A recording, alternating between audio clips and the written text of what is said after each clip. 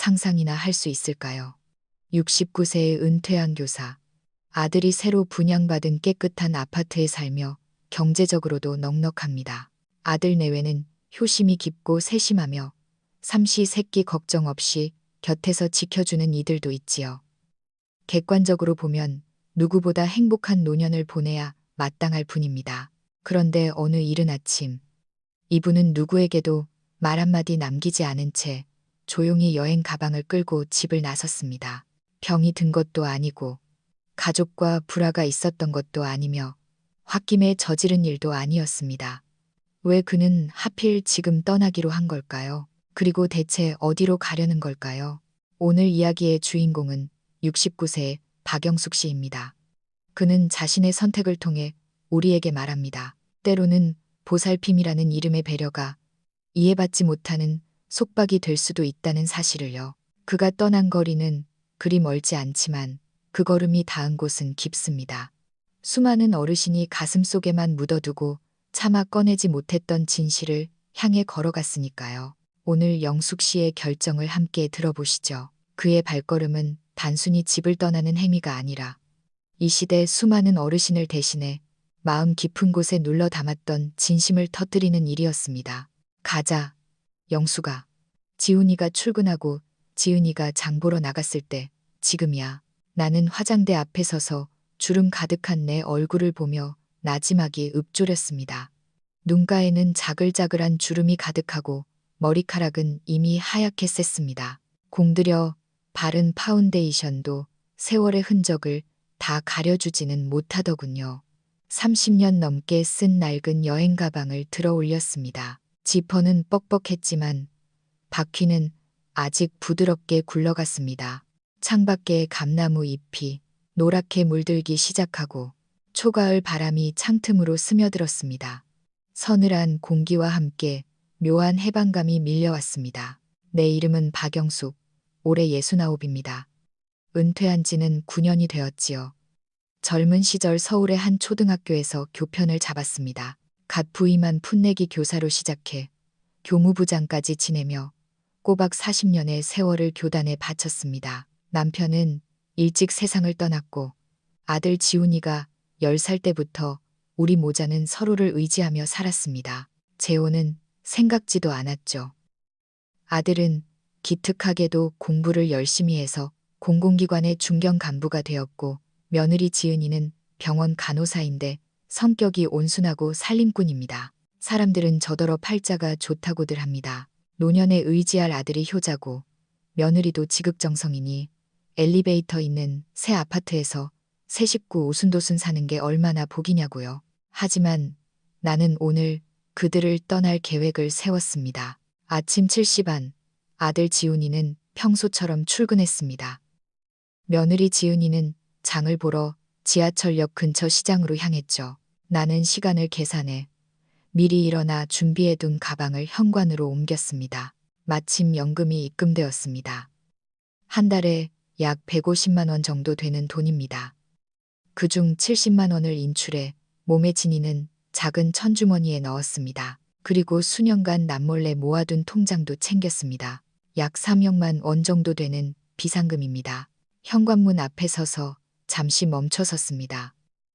문 위에 붙은 입춘대길 글귀를 올려다보니 가슴 한구석이 아릿했습니다. 문 안쪽은 가족의 정이었지만 문 밖은 자유였습니다. 아들 내외를 사랑하지 않는 게 아닙니다. 그들의 보살핌이 불만족스러운 것도 아니었죠. 솔직히 말해 그들은 다른 자식들보다 100배는 낫습니다. 내 속을 썩인 적도 없고 생활하는데 부족함이 없게 해줬으니까요. 그런데 이상하게도 그럴수록 나는 온실 속에 갇힌 화초가 된 기분이었습니다. 누군가 항상 내가 잘 살고 있는지 감시하는 것 같았죠. 가방을 끌고 엘리베이터로 향하는데 마침 강아지를 데리고 산책하러 나오던 아랫집 김노인과 마주쳤습니다. 어이구, 박 선생님.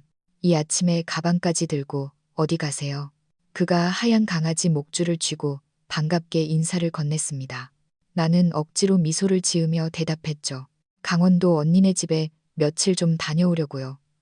바람 좀 쐬게요. 아이고, 좋네요.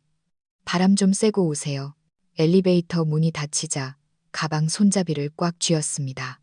심장이 터질 듯이 뛰었습니다. 처음 교단에 섰을 때처럼 긴장됐고 고등학교 졸업 후 혼자 기차를 타고 교대에 가던 날처럼 설렜습니다.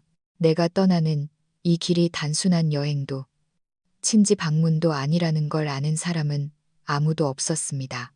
나는 지금 행복해 보이는 감옥에서 탈출하는 중입니다. 고마움을 모르는 게 아닙니다. 그저 아직 정신이 맑고 내 발로 걸을 수 있을 때 내 운명을 스스로 결정하는 사람이 되고 싶었을 뿐입니다. 아들 내외와 합가한 건 사실 내 결정이었습니다. 은퇴한 지 얼마 안 되었을 때 지훈이가 찾아와 말했죠. 엄마, 혼자 낡은 빌라에 계시는 거 걱정돼요. 배관도 낡고 엘리베이터도 없잖아요. 우리 집으로 오세요. 저랑 지은이가 모실게요. 그때 아들은 막 방 3개짜리 아파트를 장만했습니다. 깨끗하고 편해 보였죠. 나도 나이가 드니 4층까지 계단을 오르내리는 게 무릎에 무리가 왔습니다. 처음엔 참 좋았습니다. 지은이는 퇴근길에 나를 데리고 산책을 나갔고 저녁이면 셋이 둘러앉아 밥을 먹었습니다. 가끔 내가 집밥을 차려주면 아들 내외는 정말 맛있게 먹어주었죠. 그때 속으로 생각했습니다. 영수가 이제 여한이 없구나. 하지만 그 행복은 머지않아 다른 맛으로 변해갔습니다. 어머니, 이 스마트폰 쓰세요. 제가 위치 추적 앱 깔아놨으니까 이것만 들고 다니시면 저희가 다 알 수 있어요. 안심되죠? 지훈이가 최신형 스마트폰을 들고 온 날이었습니다. 나는 원래 쓰던 폴더폰이 편하다고 했지만 아들은 단호했습니다. 요즘은 다 디지털이에요. 어머니 폰으로는 QR코드도 못 찍잖아요. 이건 영상통화도 되고 혹시라도 어머니가 쓰러지시면 저희가 바로 알 수 있어요. 그의 말은 논리적이었지만 가슴은 답답해졌습니다. 그날 밤 나는 영상통화 받는 법을 배우고 수많은 비밀번호를 외우느라 밤 11시가 넘어서야 씻을 수 있었습니다. 손가락은 자꾸 헛눌리고 마음은 조급했습니다. 폰뿐만이 아니었습니다. 어머니, 공원 나가서 에어로빅 하지 마세요. 요즘 바닥이 미끄러워서 옆집 할머니도 넘어지셨대요. 운동하는 게 뭐 어떠니? 그냥 건강 체조하는 거야. 어머니 연세엔 뼈가 약해서 한 번 넘어지면 큰일 나요. 집에서 TV 건강 프로그램 보시는 거랑 뭐가 달라요? 반박하고 싶었지만 자식 걱정 끼칠까봐 고개를 끄덕였습니다. 심지어 내 돈도 내 마음대로 쓰기 어려웠습니다. 매달 나오는 연금에서 생활비를 제외한 나머지는 지훈이가 관리했습니다. 돈을 뺏으려는 게 아니라 내가 사기당하거나 쓸데없는 걸 살까봐 걱정된다는 이유였죠. 필요한 거 있으면 말씀하세요. 제가 사다 드릴게요. 하지만 나는 시장에 가서 과일도 직접 고르고 싶고 내 옷도 내 취향대로 사고 싶었습니다. 한 번은 옛 이웃 왕 언니를 만나러 가려고 과자 2상자를 샀습니다. 집에 돌아오니 지훈이가 묻더군요. 어머니 어디 다녀오셨어요? 그냥 근처 좀 걸었어. 그러자 아들은 즉시 휴대폰을 확인했습니다. 옛날 동네는 왜 가셨어요? 거기 길도 험한데 위험하게. 가슴에 무언가 턱 걸린 듯 말이 나오지 않았습니다. 방으로 돌아오는데 문득 예전 기억이 났습니다. 지훈이가 어릴 때 몰래 만화책을 학교에 가져갔다가 내가 가방을 뒤져 찾아냈을 때의 그 기분. 이제 역할이 바뀌었습니다. 아들이 나를 감시하고 관리하는 모습은 예전의 내 모습과 꼭 닮아 있었습니다. 그 순간 깨달았습니다. 그들의 눈에 나는 더 이상 주체적인 어머니가 아니라 보호와 관리가 필요한 노인일 뿐이라는 것을요. 모든 결정은 남이 내려주었습니다. 어떤 폰을 쓸지, 몇 시에 잘지, 무엇을 먹을지, 어디를 갈지, 심지어 치과 예약까지 다 완벽하게 짜여 있었습니다. 너무나 완벽해서 숨이 막힐 지경이었습니다.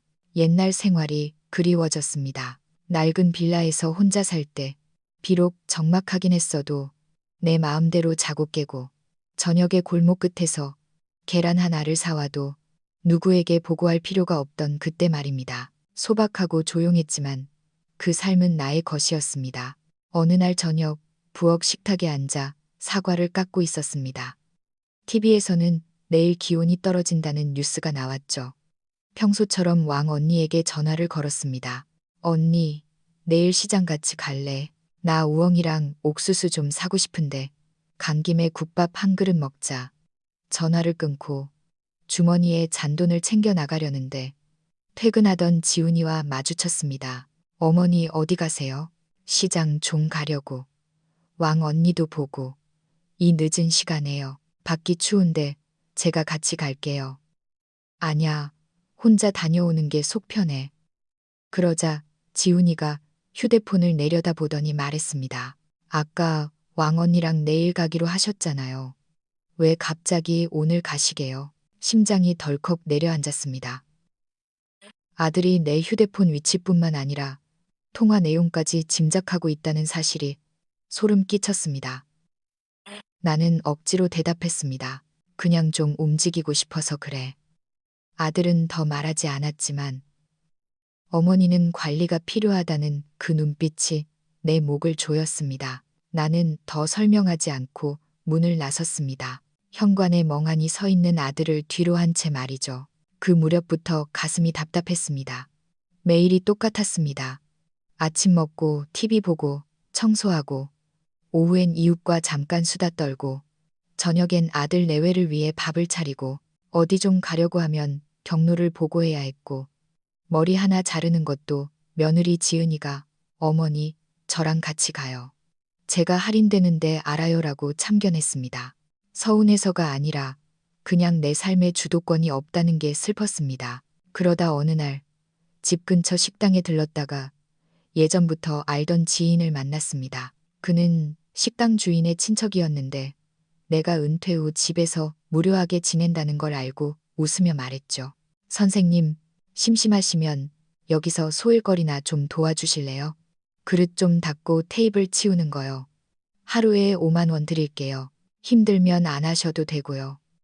그 말을 듣는 순간 눈이 번쩍 뜨였습니다. 나 손 빨라요. 설거지도 기름기 하나 없이 잘하고 그렇게 나는 진짜 식당에 나갔습니다. 주방은 작았지만 깔끔했고 직원들도 친절했습니다. 오후 내내 바쁘게 움직이니 손끝이 조금 붉어졌지만 마음은 그 어느 때보다 충만했습니다. 사장님이 음료수를 건네며 선생님 솜씨가 정말 꼼꼼하시네요. 젊은 애들보다 나아요. 라고 칭찬해주자 웃음이 멈추지 않았습니다. 집으로 돌아오는 길, 다리는 아팠지만 마음은 구름 위를 걷는 것 같았습니다. 하지만 좋은 시절은 오래가지 않았습니다. 다음 날 저녁, 지훈이가 식당으로 들이닥쳤습니다. 엄마, 여기서 뭐 하시는 거예요? 주방 입구에서 고함을 지르는 아들의 목소리가 냄비, 부딪히는 소리보다 컸습니다. 친구가 여기서 밥 먹다가 내가 앞치마 두르고 테이블 닦는 걸 보고 연락했다더군요.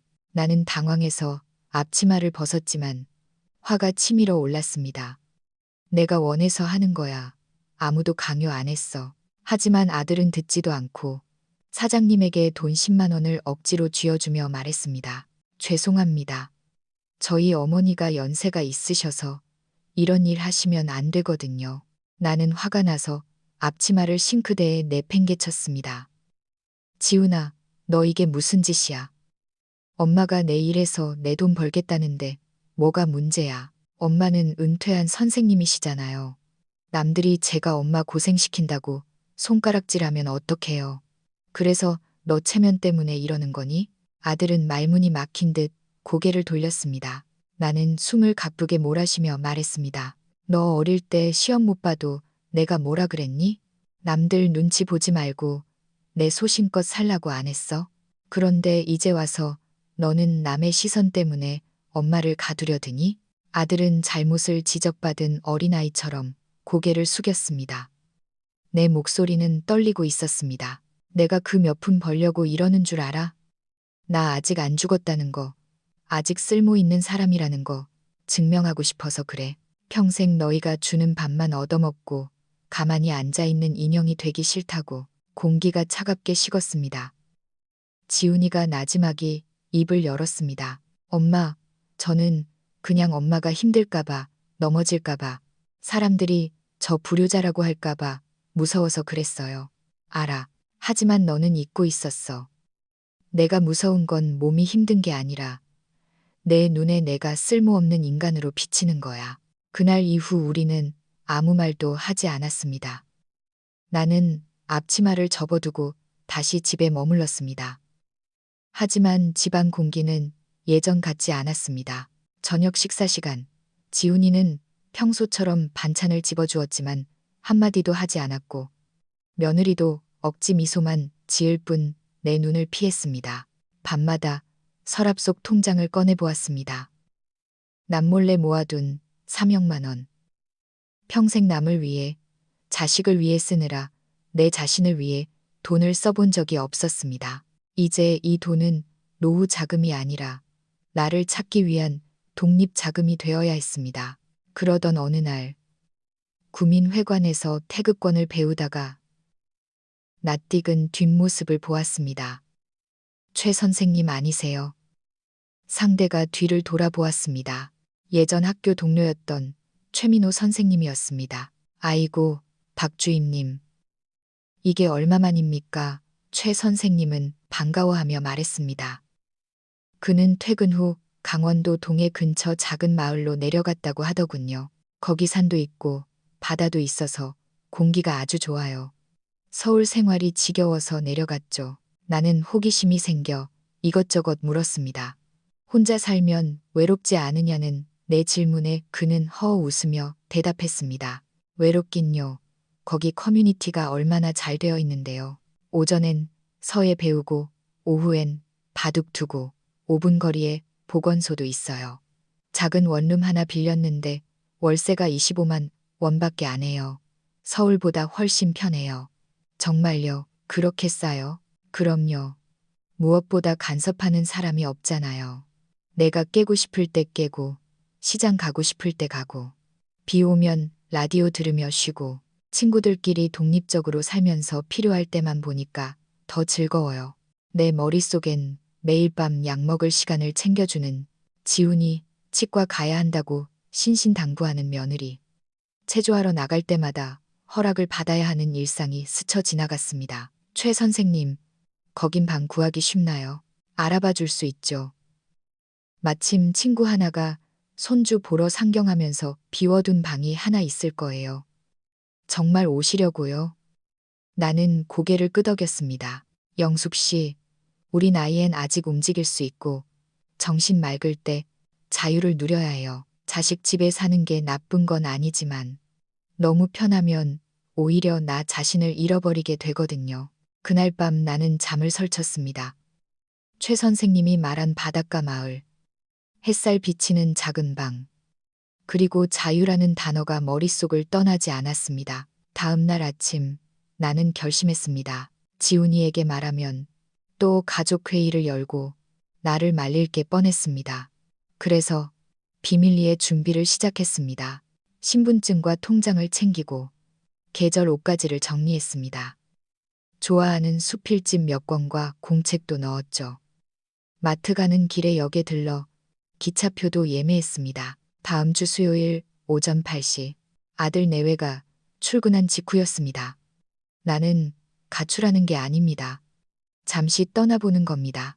지훈이 엄마나 지은이 시어머니가 아닌 교단에서 아이들과 시를 읽고 홀로 밤차를 타고 고향에 내려가던 그 당당했던 박영숙으로 살 수 있는지 확인하고 싶었습니다. 떠나기 전날 밤 옷장 깊숙이 쪽지 하나를 숨겨두었습니다. 엄마 괜찮다. 그냥 내 내일을 스스로 결정할 수 있는 곳에 가보고 싶구나. 수요일 아침 7시 반. 가방을 끌고 집을 나서니 안개가 자욱했습니다. 초가을의 서늘한 공기가 아직 늦지 않았다고 속삭이는 것 같았습니다. 택시 대신 지하철을 타고 서울역으로 향했습니다. 가슴이 두근거렸습니다. 가족에게 말도 없이 떠나는 게 불안했지만 지금이 아니면 영영이 문턱을 넘지 못할 것 같았습니다. 서울역 승강장에 서서 기차를 기다리는데 저 멀리서 익숙한 목소리가 들렸습니다. 엄마, 뒤를 돌아보니 지훈이가 숨을 헐떡이며 뛰어오고 있었습니다.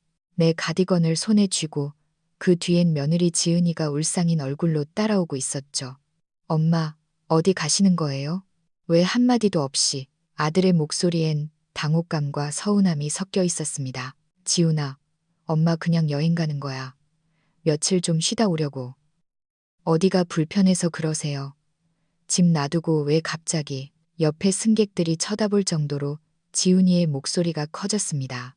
나는 가방을 꽉 쥐고 아들의 눈을 똑바로 보며 말했습니다. 지훈아, 엄마는 너랑 싸우려는 게 아냐. 그냥 아직 내 몸 건강하고 정신 맑을 때 내 삶을 한번 체험해보고 싶어서 그래. 집이 최고라고 하셨잖아요. 저희가 뭘 잘못했는데요. 너희는 정말 잘해줬어. 지은이는 세상에 둘도 없는 며느리고. 하지만 지훈아, 너희의 그 정성이 나를 화분에 심어진 화초처럼 만들었단다. 매일 햇볕 쬐어주고 물 주고 거름 주니까 남들은 내가 참 편해 보인다고 하겠지. 하지만 나는 내 뿌리가 더 이상 뻗어나가지 못한다는 걸 느꼈어. 지훈이가 멍하니 멈춰섰습니다. 나는 자유롭고 싶어. 내가 먹고 싶은 걸 말하지 않고 사고 싶고 에어로빅 하러 갈 때 허락받고 싶지 않아. 내 연금을 내 마음대로 쓰고 싶어. 나도 외로운 게 무서운 게 아니라 평생 너희가 정해준 울타리 안에서만 살다가 죽는 게 더 무섭단다. 정막이 흘렀습니다. 엄마, 지훈이가 고개를 떨구며 목이 맨 소리로 말했습니다. 저는 그냥 엄마가 걱정돼서 불효자 소리 들을까봐. 다른 뜻은 없었어요. 알아. 하지만 너는 잊었어. 내가 환자가 아니라 내 엄마라는 걸. 70년 가까이 살아온 성인이라는 걸 말이야. 나는 유리 인형도 아니고 네가 돌봐야 할 반려동물도 아니야. 내가 너를 키운 건 내 노년을 너에게 맡기고 관리받기 위해서가 아니었단다. 그 말은 아들의 가슴에 돌덩이처럼 박혔습니다. 아들은 눈시울이 붉어진 채 천천히 무릎을 굽혀 내 다리를 안았습니다. 어릴 때 잘못하고 빌던 그 모습 그대로요. 죄송해요, 엄마. 제가 너무 제 생각만 했어요. 주변 사람들이 묵묵히 지켜보는 가운데 강릉행 기차의 안내방송이 흘러나왔습니다. 나는 아들을 내려다 보았습니다. 그때 며느리 지은이가 지훈이의 어깨를 토닥이며 낮게 말했습니다. 여보, 어머니 일단 다녀오시게 해요. 영영 안 오시는 게 아니잖아요. 어쩌면 우리가 어머니를 너무 노인으로만 생각했나 봐요. 지훈이가 고개를 들어 나를 보았습니다. 눈빛이 조금은 누그러져 있었습니다. 엄마, 저도 같이 갈게요. 어디 가시는지 보고만 올게요. 말리지 않을게요. 그냥 잘 계시는 것만 확인하면 마음이 놓일 것 같아요. 그렇게 우리는 함께 기차에 올랐습니다. 아들은 짐을 선반에 올리고 내게 따뜻한 물 한 잔을 건넸습니다. 열차가 움직이기 시작하자 창밖 풍경이 뒤로 밀려났습니다. 내 마음은 그제야 안정을 찾았습니다. 창가로 쏟아지는 햇살을 보며 생각했습니다. 지훈이가 처음 혼자 버스를 타고 학원에 갔던 날, 엄마, 나 혼자 길 찾았어. 라며 자랑스러워하던 그 표정을요. 이제는 아들이 나를 놓아주는 법을 배워야 할 차례입니다. 강원도에 도착하자 최민호 선생님이 마중 나와 있었습니다. 그는 지훈이를 보더니 껄껄 웃으며 말했죠. 아이고, 박 선생님 진짜 오셨네. 이분이 바로 그 효자 아들이구먼. 최 선생님, 이제 주임님이라 부르지 마세요. 그냥 바람 쐬러 온 할머니니까. 우리는 최 선생님의 안내로 마을을 둘러보았습니다. 시장에선 신선한 나물 냄새가 났고 사람들의 웃음소리가 정겨웠습니다. 우리가 보러 간 방은 작은 빌라 2층이었습니다.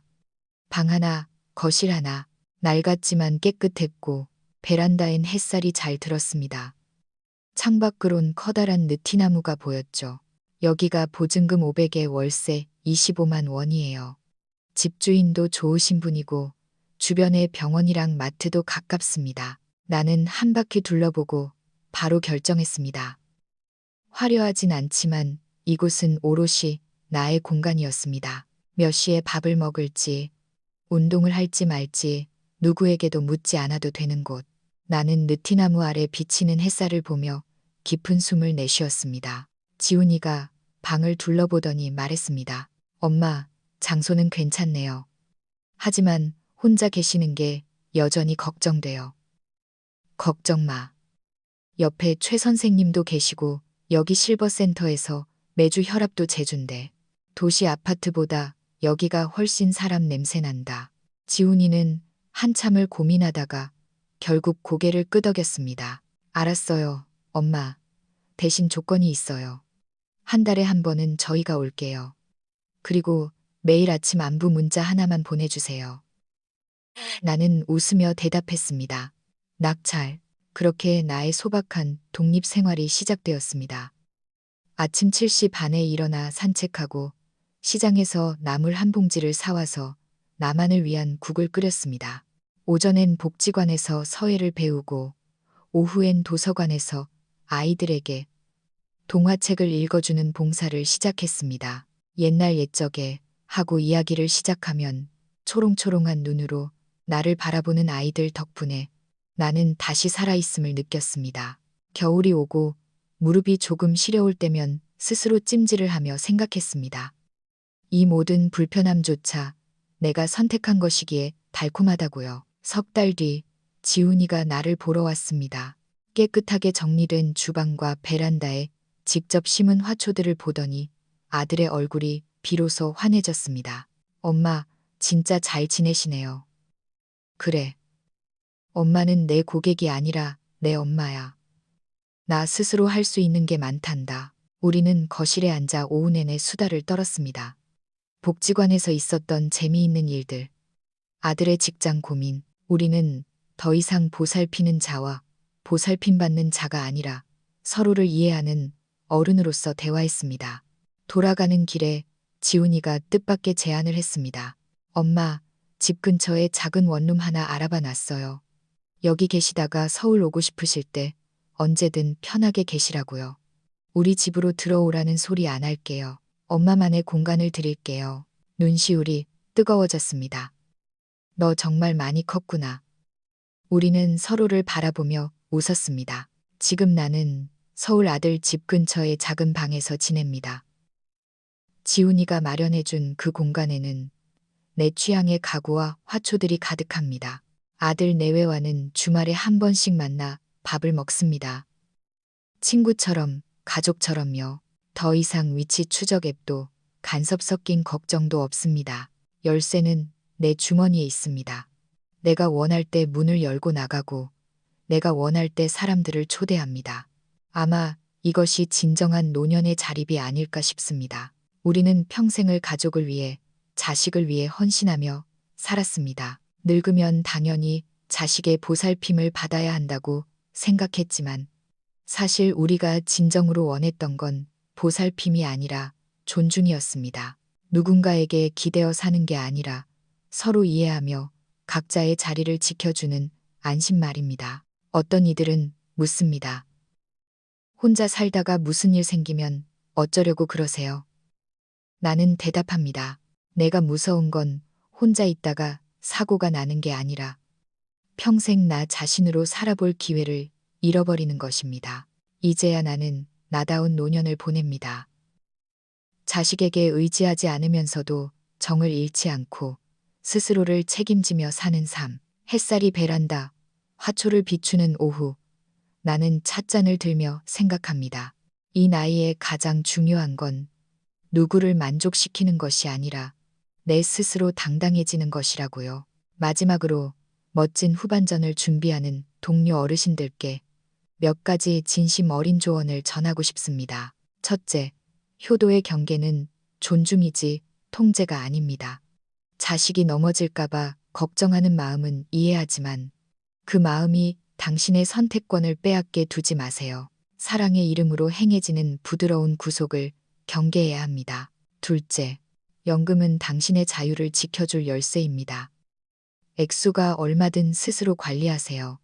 자식에게 미리 다 줄 필요 없습니다. 독립적인 생활을 유지할 수 있는 경제적 토대가 있어야 체면도, 권리도 지킬 수 있습니다. 셋째, 당신은 쓸모 없어진 게 아니라 리듬이 달라졌을 뿐입니다. 설거지든 화초 가꾸기든 아이들에게 책을 읽어주는 일이든 당신이 직접 움직여서 만드는 가치는 영원합니다. 끊임없이 손과 머리를 움직이세요. 넷째, 떠나는 것은 도망이 아니라 시작입니다. 가끔은 어머니, 할머니라는 이름표를 떼고 오롯이 당신 자신으로 돌아가 보세요. 짧은 여행이라도 좋습니다.